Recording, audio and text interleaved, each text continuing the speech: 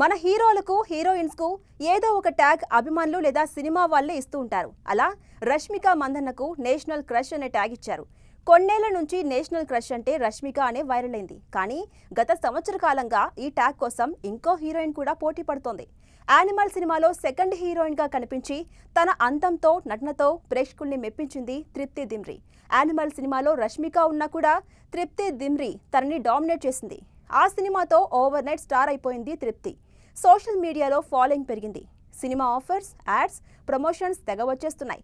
ఈ సినిమా తర్వాత కూడా తృప్తి దిమ్రీ సోషల్ మీడియాలో హాట్ ఫోటోలు పెట్టడంతో మరింత వైరల్ అయింది. దీంతో సినిమా రిలీజ్కి తర్వాత కొంతమంది నేషనల్ క్రష్ రష్మిక కాదు తృప్తి దిమ్రీ అని కామెంట్స్ చేశారు.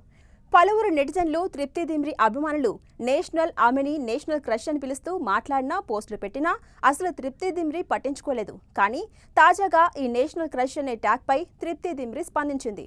తృప్తి దిమ్రీ యాక్ట్ చేసిన బ్యాడ్ న్యూస్ సినిమా ఈ శుక్రవారం రిలీజ్ అయింది. ఈ సినిమా ప్రమోషన్స్ లో భాగంగా ఓ ప్రెస్ మీట్ లో తృప్తి దిమ్రీని నేషనల్ క్రష్ ట్యాగ్ గురించి అడగడంతో సమాధానం ఇచ్చింది.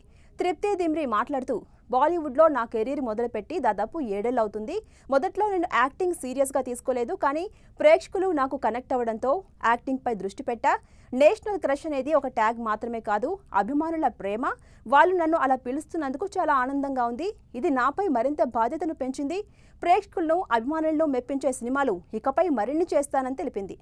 దీంతో తృప్తి దిమ్రీ నేషనల్ క్రష్ అనే ట్యాగ్ తీసుకుందని, అందరూ అలా పిలవడాన్ని ఒప్పుకున్నట్టుగా తెలుస్తోంది. అయితే గతంలో రష్మిక కూడా నేషనల్ క్రష్ ట్యాగ్ పై సంతోషం వ్యక్తం చేస్తూ మాట్లాడింది. మరి ఇప్పుడు తృప్తి దిమ్రీ నేషనల్ ట్యాగ్ ఇచ్చినందుకు హ్యాపీగా ఫీల్ అవుతూ మాట్లాడింది.